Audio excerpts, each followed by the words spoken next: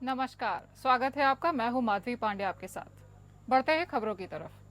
प्रधानमंत्री नरेंद्र मोदी ने आज मन की बात कार्यक्रम के माध्यम से लोगों को संबोधित किया। सबसे पहले तो उन्होंने बिरसा मुंडा, सरदार पटेल और स्वामी विवेकानंद की आने वाली जयंती पर महान आत्माओं को नमन किया। इसके बाद उन्होंने भारत में गेमिंग स्पेस के तेजी से हो रहे विस्तार, मेड इन इंडिया और एनिमेशन को लेकर कई बातें बताईं। मोदी ने खतरनाक रूप से ले रहे डिजिटल अरेस्ट पर भी प्रकाश डाला और लोगों को इससे बचने के प्रयास भी बताए। बता दें कि ये पीएम मोदी के मन की बात कार्यक्रम का 115वां एपिसोड था। मन की बात के भी बहुत से श्रोताओं से मुझे अपने अनुभव भेजे हैं। कुछ लोग तो बहुत ही रोचक प्रयोग कर रहे हैं।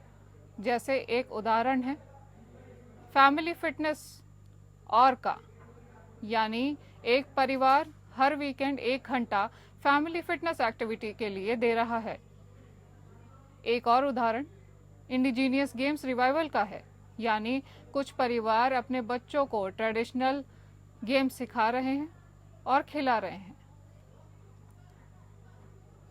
प्रधानमंत्री नरेंद्र मोदी ने मन की बात में कहा, एक गहरी चिंता को लेकर के ऑडियो आया है। आपने अभी जो बातचीत सुनी वो डिजिटल अरेस्ट के फरेब की है। ये बातचीत एक पीड़ित और फ्रॉड करने वाले के बीच हुई है। डिजिटल अरेस्ट के फ्रॉड में फोन करने वाले कभी पुलिस, कभी सीबीआई, कभी नारकोटिक्स, कभी आरबीआई, ऐसे भांति भांति के लेबल लगाकर बनावटी अधिकारी बनकर बात करते हैं और बड़े कॉन्फिडेंस के साथ करते हैं।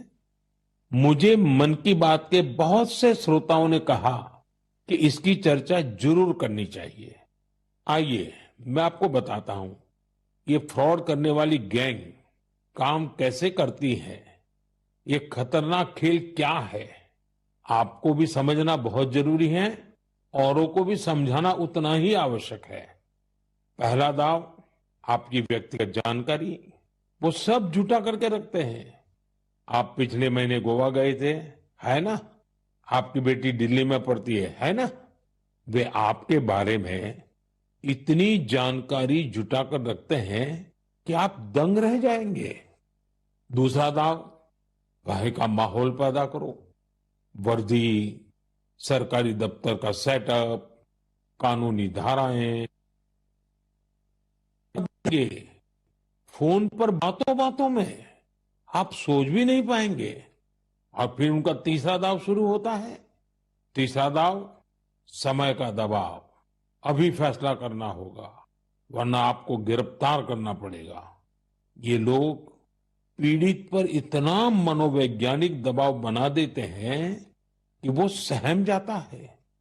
डिजिटल अरेस्ट के शिकार होने वालों में हर वर्ग, हर उम्र के लोग हैं। लोगों ने डर की वजह से अपनी मेहनत से कमाए हुए लाखों रुपए गंवा दिए हैं। गोरखपुर में मुख्यमंत्री योगी आदित्यनाथ ने जनता दरबार लगाया।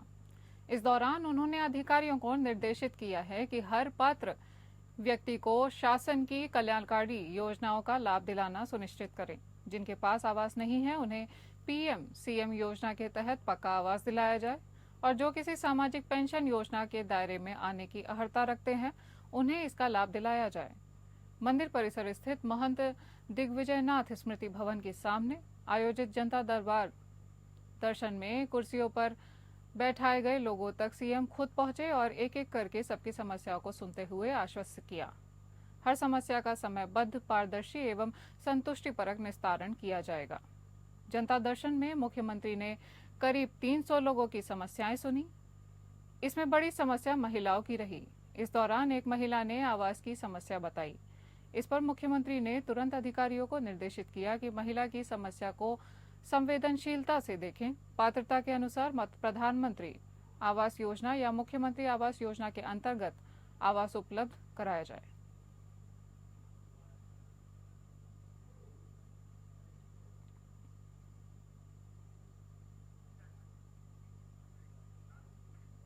दिवंगत आरजेडी नेता और सिवान के पूर्व सांसद मोहम्मद शहाबुद्दीन के बेटे ओसामा शहाब और उनकी पत्नी हिना शहाब ने राष्ट्रीय जनता दल की सदस्यता ग्रहण की। पटना स्थित राबड़ी देवी के 10 सर्कुलर रोड आवास पर आयोजित समारोह में नेता प्रतिपक्ष तेजस्वी यादव ने उन्हें पार्टी की सदस्यता दिलाई, जबकि आरजेडी सुप्रीमो लालू प्रसाद यादव भी इस मौके पर मौजूद रहे। पटना स्थित राबड़ी देवी के 10 सर्कुलर रोड आवास पर आयोजित समारोह में ये सदस्यता कार्यक्रम संपन्न हुआ। माना जा रहा है कि ओसामा और हिना शहाब के आने से पार्टी की मजबूती बढ़ गई है और सिवान के लोगों के बीच पार्टी का जनाधार और मजबूत होगा। आरजेडी में ओसामा और हिना शहाब के शामिल होने से पार्टी को सिवान क्षेत्र में राजनीतिक लाभ मिलने की संभावना जताई जा रही है, जहां शहाबुद्दीन परिवार का व्यापक प्रभाव माना जाता है। पार्टी कार्यकर्ताओं ने भी इस फैसले का स्वागत किया है और उम्मीद जताई जा रही है कि इससे सिवान और आसपास के क्षेत्रों में आरजेडी का समर्थन बढ़ेगा। इससे पहले भी शहाबुद्दीन परिवार का आरजेडी से गहरा नाता रहा है और अब उनके बेटे और पत्नी का पार्टी में शामिल होना एक महत्वपूर्ण राजनीतिक कदम माना जा रहा है।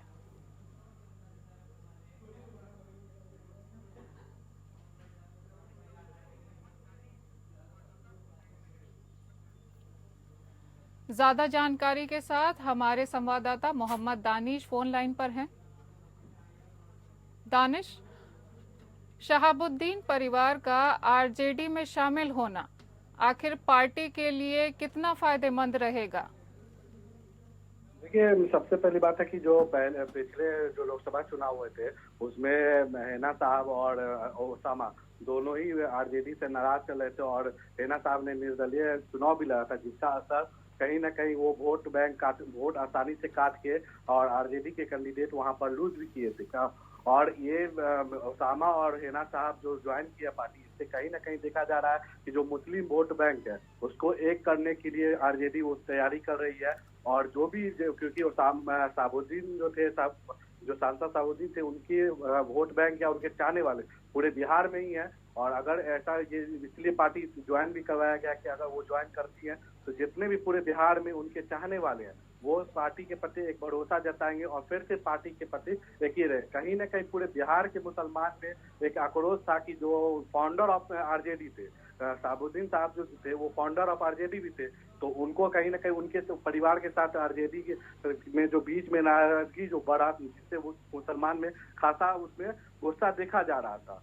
मगर इस बीच में जो है 6 महीना पहले ओसामा साहब और हिना साहब के साथ तेजस्वी यादव नेता प्रतिपक्ष जो है तेजस्वी यादव एक मीटिंग किए थे पटना ही में। उसके बाद ये फैसला हो गया था कि आरजेडी में हिना साहब और ओसामा साहब दोनों ज्वाइन करेंगे और जो बीच में मतभेद हुए हैं उसको दूर करके दोनों परिवार एक हो जाएंगे, जिससे बिहार के आने वाले चुनाव में या आने वाले विधानसभा चुनाव से लेकर जो भी चुनाव उसमें कहीं ना कहीं आरजेडी को मजबूती के साथ एक वोट बैंक उनको मिलेगा।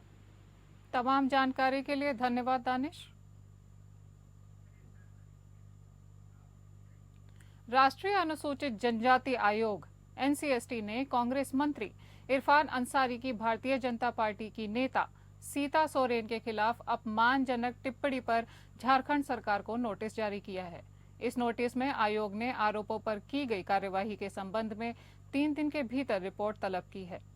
मुख्य सचिव, डीजीपी गृह विभाग के प्रधान सचिव, जामताड़ा के उपायुक्त और एसपी को नोटिस दिया गया।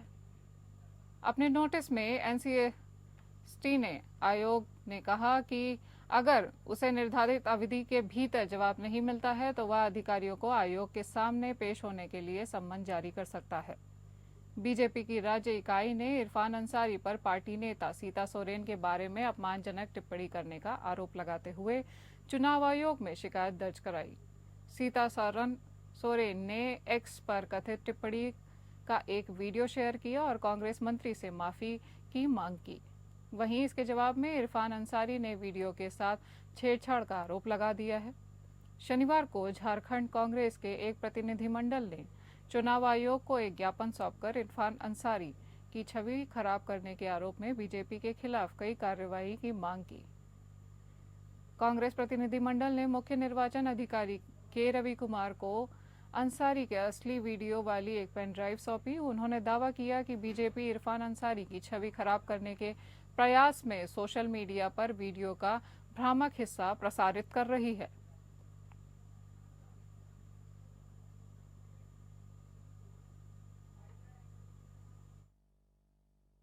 स्वाभाविक है, क्योंकि अध्यक्ष चुनाव खुद लड़ रहे हैं, तो हमारी अपनी व्यस्तता है। तो हमारे एक पुराने साथी को कार्यकारी अध्यक्ष के रूप में केंद्र ने मनोनीत किया कि उससे अच्छा और क्या हो सकता है। हम सब लोग मिल करके अब झारखंड में जो हम कह रहे थे 51+, इस बार सीट हम लोग यहाँ ले आएंगे। डैमेज कंट्रोल करने की कोशिश नहीं, डैमेज कंट्रोल नहीं है भाई, इसमें डैमेज कौन सी का डैमेज कंट्रोल है? नाराज चल रहे थे, नाराज चल रहे थे रविंद्र राय जी। नहीं, ऐसा नहीं, नाराज नहीं ऐसा। सर, डॉक्टर इरफान अंसारी का जिस तरह से बयान आया है सीता सोरेन, देखिए वो साफ दिखता है कि वो बिल्कुल हार की कगार पर वो पहुंच चुके हैं और इसलिए उनके अंदर से यह बकलाहट वो बाहर निकल रहा है, क्योंकि वो समझ रहे थे कि हम जीत रहे हैं बड़ा आसानी से। लेकिन जैसे ही सीता सोरेन वहां गई, अब उनकी छटपटाहट देखने लगा। इलेक्शन कमीशन को डिमांड कर रहे हैं आप? नहीं, वो ठीक है, पार्टी जो है वो सब तो करेंगे, लेकिन मैं कह रहा हूँ कि आपके जानकारी के लिए, क्योंकि वो व्यक्ति पूरे परेशान हो चुके हैं। अब वो समझ चुका है कि इस बार चुनाव हम बुरी तरह से हार गए। जब कोई भी बुरी तरह से चुनाव हारते हैं तो इसी प्रकार के अनारगल बातें क्या करते हैं। हाँ सर, ऐसे समय में क्या संगठन को इतनी मजबूती की जरूरत थी कि इस तरह का एक कार्यकारी अध्यक्ष बनाने का निर्णय लिया गया? अरे स्वाभाविक है, जब पुलिस अध्यक्ष चुनाव लड़ता है और बाकी फील्ड में जाते हैं तो कोई ना कोई तो और भी काम संभालने वाला चाहिए, इसमें कहाँ दिक्कत है। इरफान अंसारी ने जिन अमर्यादित शब्दों का इस्तेमाल श्रीमती सीता सोरेन जी के लिए किया है, उनको रिजेक्टेड माल बोला है। शर्म नहीं आती इरफान अंसारी को? श्रीमती सीता सोरेन जी स्वर्गीय दुर्गा सोरेन जी की धर्मपत्नी, शिबू सोरेन जी की बहू और हेमंत सोरेन जी की भाभी है। वो सम्मानित नेता हैं, उनके बारे में इस तरह के शब्दों का इस्तेमाल, ये केवल उनका अपमान नहीं है, झारखंड की बहनों का, बेटियों का अपमान है, भारत की नारी शक्ति का अपमान है। और जरा भी अगर शर्म है हेमंत सोरेन जी में, तो उनको इरफान अंसारी को मंत्रिमंडल से निकाल के बाहर फेंकना चाहिए। उत्तर प्रदेश में लखनऊ की चिन्हट कोतवाली में मोहित पांडे की हिरासत में मौत का मामला तूल पकड़ने लगा है। मोहित के परिजनों ने सड़क जाम कर धरना प्रदर्शन शुरू कर दिया। परिजन चिन्हट कोतवाल एवं अन्य आरोपियों के खिलाफ एफआईआर की मांग कर रहे हैं। वहीं दूसरी ओर समाजवादी पार्टी ने भी उत्तर प्रदेश सरकार के खिलाफ मोर्चा खोल दिया है। सपा ने अपने आधिकारिक सोशल मीडिया अकाउंट पर मामले को हवा देने की भी कोशिश की है। सपा ने इस घटना के लिए सीधे मुख्यमंत्री योगी आदित्यनाथ को जिम्मेदार बताया है। जानकारी के मुताबिक मोहित पांडे और उसके भाई शोभाराम पांडे को चिन्हट कोतवाली पुलिस ने शुक्रवार की शाम को मारपीट के एक मामले में हिरासत में लिया था। पुलिस का कहना है कि हिरासत में ही मोहित पांडे की तबीयत खराब हो गई। तुरंत उसे अस्पताल ले जाया गया, जहां डॉक्टरों ने उसे मृत घोषित कर दिया। अभी हम लोग पूरे प्रकरण की जांच कर रहे हैं, जांच करके कार्रवाई को जैसा होगा आपको अवगत कराएंगे। तो किस मामले में हिरासत में लिया गया था उनको, कुछ जानकारी सर? ये वाद विवाद का दो पक्षों में वाद विवाद का मामला था। जो भी पता चला है ये दो पक्षों वाद विवाद का मामला था। ये प्रकरण लेके थाने पे आए थे और कुछ शांति भंग की आशंका में। पुलिस कस्टडी में मौत हुई है कि हॉस्पिटल क्या हुआ था सर? पूरी बात अभी ऐसा बताया गया, वहां से ले जाने के बाद पुलिस हॉस्पिटल में आने के बाद हिरासत में कब लिया गया था? अभी डिटेल्ड इन्फॉर्मेशन क्या है जो लोकल पुलिस ने आपको शेयर की है कि कैसे विवाद हुआ था, कौन लोग? अभी पूरी जानकारी हम आपको करके फिर आपको बता पाएंगे। जिस व्यक्ति की मौत कार्रवाई हुई करते हैं, पूरी खबर आपको अवगत करें। जिस व्यक्ति की मौत हुई सर, उसका प्रोफाइल, नेम, एज क्या है, कौन है? अभी मोहित नाम का आदमी है जो कोई 32 साल का है और इनका कुछ वाद विवाद था। आरोप है कि वो लोग थाने गए, मिलने नहीं दिया। इसकी हम लोग जांच कराएंगे। उत्तर प्रदेश के कानपुर में जिम ट्रेनर ने एक खौफनाक वारदात को अंजाम दे दिया। जिम ट्रेनर ने महिला की हत्या कर उसके शव को कानपुर के जिला मजिस्ट्रेट आवास परिसर के बगल में ही दफना दिया। इस मामले का खुलासा करीब 4 महीने के बाद हुआ, जब पुलिस ने अपराधी को पकड़कर उससे सख्ती से पूछताछ की।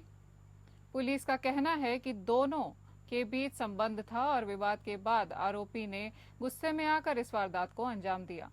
कानपुर में एक महिला बीते जून महीने ग्रीन पार्क स्टेडियम में जिम गई थी और फिर वो वापस नहीं लौटी। महिला की पहचान 32 वर्षीय एकता गुप्ता के रूप में हुई है।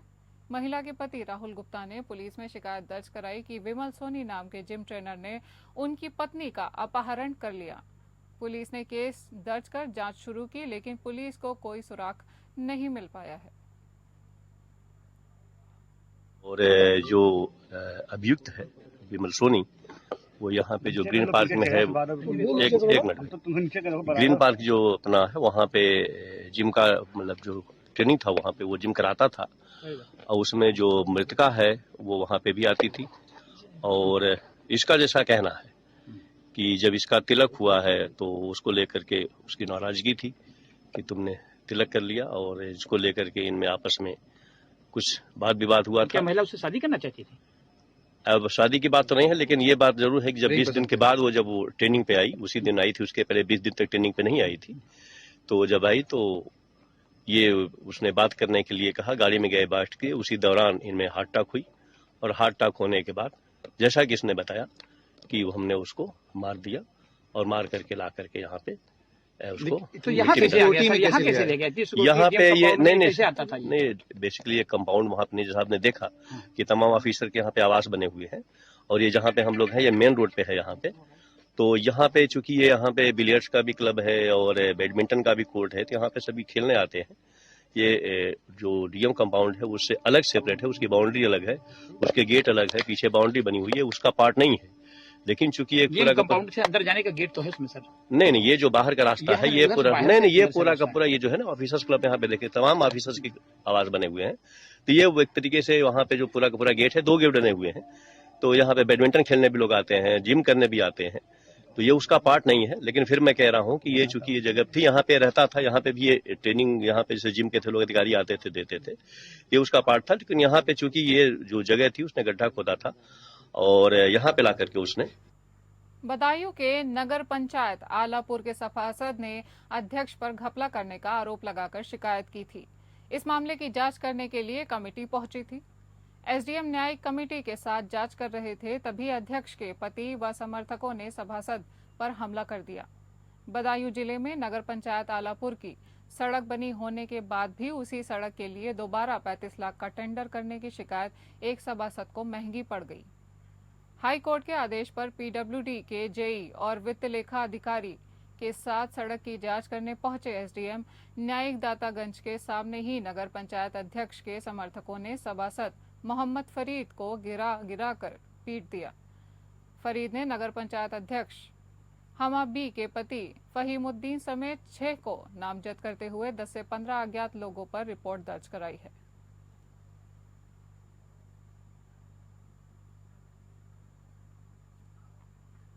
उत्तर प्रदेश के रायबरेली के युवक ने वीडियो जारी करके लॉरेंस बिश्नोई को धमकी दी है।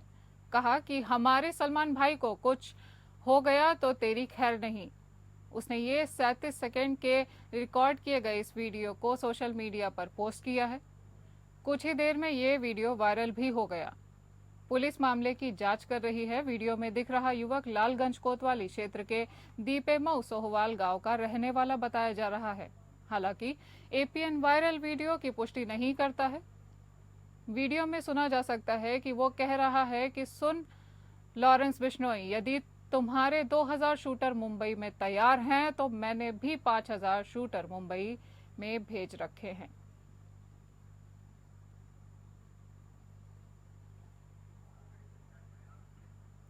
यूपी के बुंदेलखंड के महोबा जिले में शराब के लती दबंग ने शराब के लिए 100 रुपए न देने से आक्रोशित होकर खेत में मूंगफली की बटाई करवाने पहुंचे युवक को कुल्हाड़ी से हमला कर मौत के घाट उतार दिया।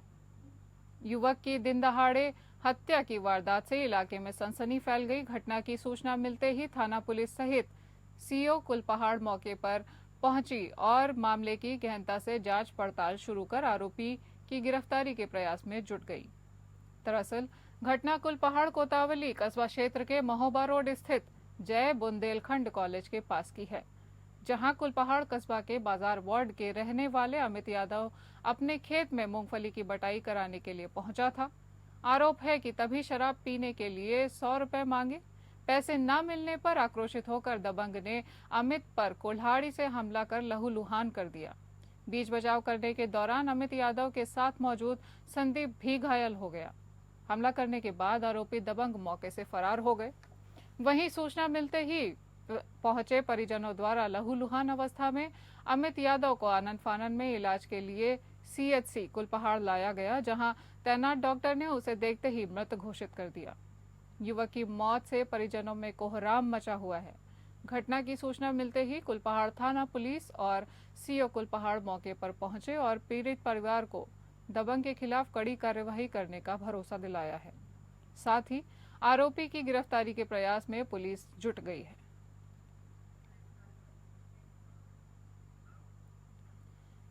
योगी के आदेशों को पुलीता लग रहा है। बंद बिल्डिंग में चल रहा जच्चा बच्चा केंद्र।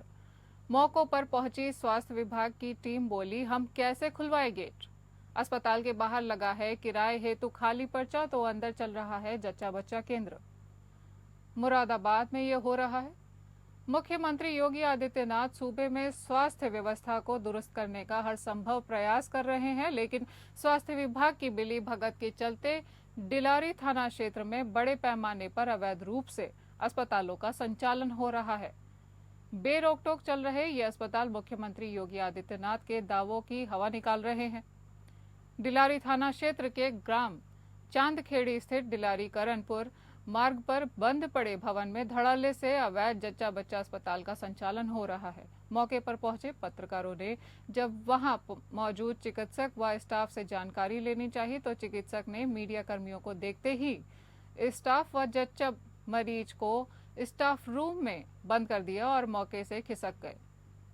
सूचना के बाद 1 घंटे तक टरकाती रही और स्वास्थ्य विभाग की टीम मीडिया कर्मियों ने अवैध रूप से चल रहे जच्चा बच्चा केंद्र की जानकारी स्वास्थ्य विभाग के अधिकारियों को दी, जिसके बाद लगभग 1 घंटे तक स्वास्थ्य विभाग की टीम मौके पर नहीं पहुंची।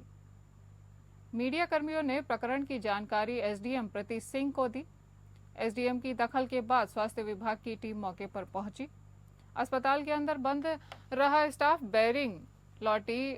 स्वास्थ्य विभाग की टीम मीडिया कर्मियों को देखकर अवैध जच्चा बच्चा केंद्र का संचालन कर रहा व्यक्ति स्टाफ को स्टाफ रूम में बाहर से बंद करके मौके से फरार हो गया, जिसके बाद अस्पताल में कार्यरत कुछ युवक व युवतियां घंटों तक स्टाफ रूम में बंद रहे। उधर स्वास्थ्य विभाग की टीम व मौके पर पहुंचे उप निरीक्षक गेट पीटते रहे और अंत में थक हार कर बेरंग लौट आए। फिलहाल डिलारी क्षेत्र में अवैध रूप से चल रहे ये जच्चा बच्चा केंद्र व स्वास्थ्य विभाग की नकारा कार्यशैली ने ये बात साफ जाहिर कर दी है कि आखिर ये अस्पताल किसके संरक्षण में संचालित हो रहे हैं। डॉक्टर राज्यपाल चिकित्सा अधीक्षक ने बताया कि मैंने पहले भी 2 बार इस अस्पताल पर छापेमारी की थी। यह अस्पताल पूर्व में जनता अस्पताल के नाम से चल रहा था। शनिवार को अवैध रूप से जच्चा बच्चा केंद्र चलाए जाने की सूचना प्राप्त हुई थी। चिकित्सक अधीक्षक संदीप चौधरी अपनी टीम के साथ मौके पर गए थे। पुलिस व स्वास्थ्य विभाग की टीम ने काफी प्रयास किया, लेकिन गेट नहीं खोला गया। मामले में जांच कार्यवाही की जाएगी और इस पर लगातार नजर बनी हुई है।